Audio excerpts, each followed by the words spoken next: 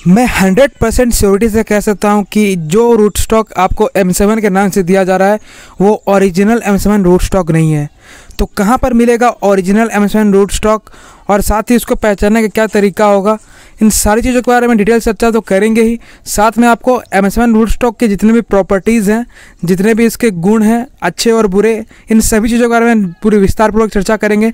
तो शुरू से अंत तक बने रहें। मैं हूं राहुल बारिक और आप सभी का स्वागत करता हूं आपका अपना YouTube चैनल जिसका नाम है amazing farming tech with Rahul. किसान भाइयों, सबसे पहले हम चर्चा करेंगे कि M7 जो रूट स्टॉक होता है वो सबसे अच्छी किस मिट्टी में अच्छे से चलता है। क्या वो काली मिट्टी में अच्छे प्रकार से परफॉर्म करता है या पीली मिट्टी में या लाल मिट्टी में। ऐसा कहीं भी देखने को नहीं मिलता है कि M7 रूट स्टॉक के बारे में ये कहा जाए कि ये लाल मिट्टी में अच्छा परफॉर्म करती है या पीली या काली मिट्टी में। लेकिन इसके बारे में चर्चा ज़रूर की गई है कि जो ये M7 रूट स्टॉक होता है इसको जो वेल ड्रेन्ड सॉइल होता है, यानी कोई भी मिट्टी है जहाँ पर पानी अच्छे से ड्रेन्ड हो जाता है, यानी कि जैसे हम पानी डालते हैं वो आसानी से नीचे चल जाता है, वैसी मिट्टी इसके लिए बहुत ही अच्छी होती है। अगर आपका जो मिट्टी है वेल ड्रेन्ड नहीं होता है, यानी कि पानी उसमें अच्छे से नीचे नहीं जा पाता है, तो ऐसी मिट्टी में आपको जो M7 रूट स्टॉक है ये ज़मीन की तरफ लीन होने की जो समस्या है वो देखने को आ सकती है, यानी कि ये ज़मीन की तरफ झुक जाता है जहाँ पर पानी अच्छे से ड्रेन नहीं हो पाता है। और साथ ही ये एक सेल्फ स्टैंडिंग वैरायटी है, सेल्फ स्टैंडिंग रूट स्टॉक है, यानी कि इसको सपोर्ट सिस्टम की ज़रूरत नहीं पड़ती है। लेकिन अगर आपका सॉयल अच्छा से ड्रेन्ड नहीं होता है पानी, तो वहाँ पर आपको सपोर्ट सिस्टम देना पड़ेगा, नहीं तो ये मिट्टी की तरफ झुक जाएगा। तो इन सभी का कंक्लूज़न ये निकलता है कि आप किसी प्रकार की मिट्टी में भी सेब का पौधा लगा सकते हैं, लेकिन ये ध्यान रहे कि वो जो आपका सॉइल है उसमें अच्छे से वेल ड्रेन्ड सॉइल होना चाहिए, यानी कि पानी अच्छे से अंदर जाना चाहिए जैसे आप पानी डालते हैं। किसान भाइयों, जो भी आपको M7 रूट स्टॉक दिया जा रहा है वो अगर ओरिजिनल M7 नहीं है तो क्या आपको डुप्लीकेट दिया जा रहा है? अगर डुप्लीकेट नहीं दिया जा रहा है तो ओरिजिनल क्यों नहीं दिया जा रहा है? इन सारी चीज़ों के बारे में चलिए आपको उत्तर देते हैं। सबसे पहला बात तो ये है कि दोस्तों ये सच है कि जो भी आपको M7 रूट स्टॉक के नाम से M7 रूट स्टॉक दिया जा रहा है वो ओरिजिनल M7 रूट स्टॉक नहीं है। इसका कारण ये है कि जो ओरिजिनल M7 रूट स्टॉक था उसमें कुछ वायरसेस रह गए थे, ठीक है, उसमें 3 वायरस रह गए थे और उसी को जब मॉडिफिकेशन किया गया है, ठीक है, उसी को मॉडिफाई करने के बाद जो M7 रूट स्टॉक बना उसी रूट स्टॉक को कमर्शियलाइज़ किया जा रहा है और वही पूरे वर्ल्ड में अभी उसी की कमर्शियलाइजेशन में यूज़ किया जा रहा है M7 रूट स्टॉक के नाम पर। भले ही आपको ओरिजिनल M7 रूट स्टॉक नहीं दिया जा रहा है, लेकिन जो उसका मॉडिफाइड M7 रूट स्टॉक आया है ये दिया जा रहा है, तो ये काफ़ी अच्छी बात है, क्योंकि जो ओरिजिनल M7 रूट स्टॉक था उसमें कुछ वायरसेस रह गए थे और उसी को मॉडिफाई करने के बाद ये जो नया M7 रूट स्टॉक बना है तो ये ओरिजिनल तो नहीं है, लेकिन ये ओरिजिनल से अच्छा है। साथ ही किसान भाइयों, इसमें एक दिक्कत आई जब इसमें मॉडिफिकेशन किया गया, यानी कि जब वायरसेस को रिमूव किया गया ओरिजिनल M7 रूट स्टॉक से, तो इसका जो विगर है उसमें थोड़े से परिवर्तन आए। जो ओरिजिनल M7 रूट स्टॉक था ये थोड़ा सा और ड्वार्फ था, ठीक है ना, जो अभी जो हम M7 यूज़ कर रहे हैं उससे और ज़्यादा ड्वार्फिंग नेचर था जो ओरिजिनल वाला M7 रूट स्टॉक था। तो मॉडिफिकेशन के बाद थोड़ा सा इसका विगर में चेंजिंग आया है। लेकिन दोस्तों अगर हम बात करें जो अभी का जो हमारा M7 रूट स्टॉक दिया जा रहा है, मॉडिफाइड M7 रूट स्टॉक दिया जा रहा है, ये जो रूट स्टॉक है ये हमारा जो सीडलिंग का पौधा जितना बड़ा होता है एक साल में उसका 65 to 70% इसका साइज बनता है एक साल में। तो आप इस प्रकार से समझ सकते हैं कि इसका किस प्रकार से ग्रोथ रहता है। और इसका जो नेचर है, इसका नेचर है सेमी ड्वार्फ नेचर है इसका M7 रूट स्टॉक का, और साथ ही ये सेल्फ स्टैंडिंग वैरायटी है। हालांकि आप पहले एक दो साल तक आप इसको सपोर्ट सिस्टम दे सकते हैं, एक बार ये 2 साल के बाद इसको और सपोर्ट सिस्टम देने की ज़रूरत नहीं है, ठीक है। शुरुआत में हालांकि इसमें ज़रूरत पड़ सकती है सपोर्ट सिस्टम की। किसान भाइयों, M7 रूट स्टॉक में बहुत ज़्यादा सकर्स देखने को मिलता है। सकर्स यानी कि उसी के जो रूट से नए जो M7 रूट स्टॉक के प्लांट्स होते हैं वो निकलना शुरू कर देते हैं। तो आपको हर साल इन सकर्स को हटाना पड़ता है और ये इसमें काफ़ी ज़्यादा देखने को मिलती है, खासकर इस M7 रूट स्टॉक में।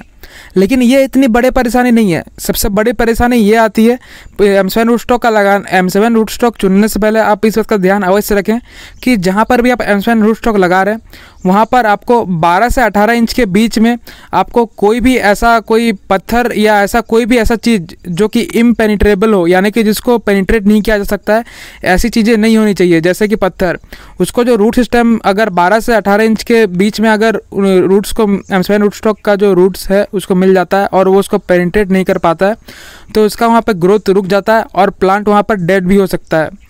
तो आप इस बात का ध्यान अवश्य रखें कि किसी पथरीले जगह पर M7 रूट स्टॉक को लगाने से बचें, क्योंकि इसमें काफ़ी बार ऐसा देखा गया है कि अगर 12 से 18 इंच के बीच में अगर कोई भी ऐसा इम्पेनिट्रेबल चीज़ आ जाता है, बीच में रुकावट डाल देता है और उसको ये पार नहीं कर पाता है, तो प्लांट्स डेड हो जाते हैं। M7 रूट स्टॉक पर लगे हुए प्लांट्स डेड हो जाते हैं। इसमें बहुत बड़ा रोल निभाता है M7 रूट स्टॉक का कैरेक्टरिस्टिक, यानी कि M7 रूट स्टॉक का जो रूटिंग सिस्टम है ये वर्टिकली ग्रो ज़्यादा होता है, इसीलिए इसमें ये दिक्कत आ जाती है कि ये जब पेनिट्रेट नहीं कर पाता है तो ये डेड होने के कगार पर पहुंच जाता है। काफ़ी सारे किसान भाइयों में ये गलतफहमी हो जाती है कि M7 रूट स्टॉक एक हाई डेंसिटी रूट स्टॉक है।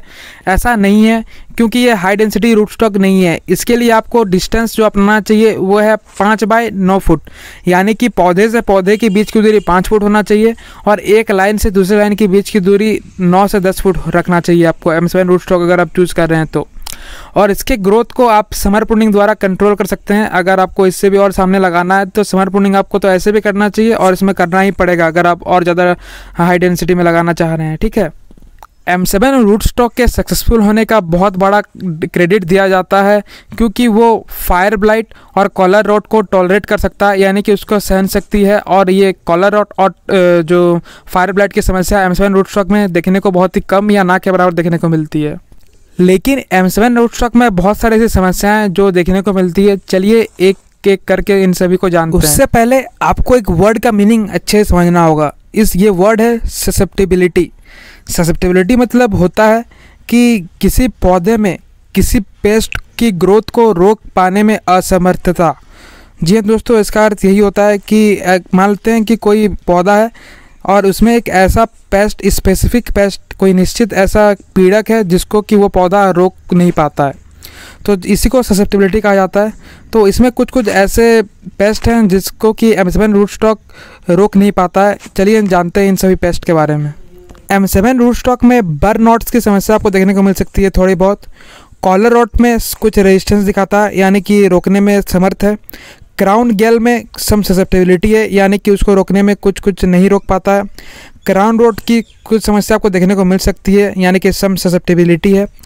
रीप्लांट कॉम्प्लेक्स सम टॉलरेंस है, यानी कि आप रीप्लांट जब कर रहे हैं इसमें वो टॉलरेंस दिखाता है, यानी कि वो सहन शक्ति है उसमें।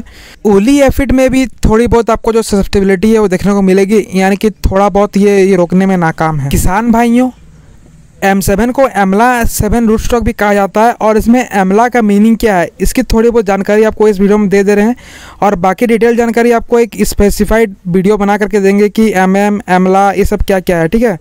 तो एमला में जो EM है ये स्पेसिफाई करता है ईस्ट मॉलिंग रिसर्च स्टेशन को और LA जो है ये डिफाइन करता है लॉन्ग एस्थन रिसर्च स्टेशन को।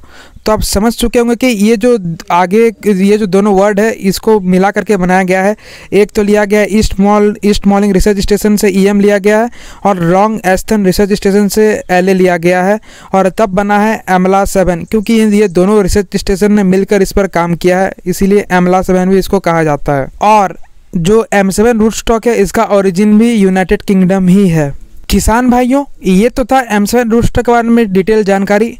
अब आप कमेंट सेक्शन में ये बताइए कि इसके आगे वाले वीडियो में आपको कौन से रूट स्टॉक के बारे में डिटेल जानकारी चाहिए, हम उसके बारे में डिटेल जानकारी देंगे। लेकिन हाँ, आप कमेंट जरूर करके बताना कि आपको कौन से रूट स्टॉक के बारे में इसके आगे में वीडियो चाहिए।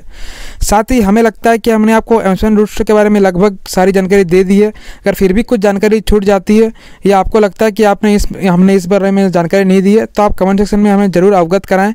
और हाँ, आपका जो भी मूल्यवान सुझाव है वो भी ज़रूर कमेंट सेक्शन में हमें कमेंट करके ज़रूर बताएं और ये भी बताएं कि वीडियो कैसी लगी आपको, इसमें अगर कोई समझने में दिक्कत तो नहीं आई, कोई समस्या तो नहीं आई समझने में। तो दोस्तों, मिलते हैं अगली वीडियो पर अन्य इन्फॉर्मेटिव जानकारियों के साथ। जय जवान, जय किसान, जय हिंद, धन्यवाद।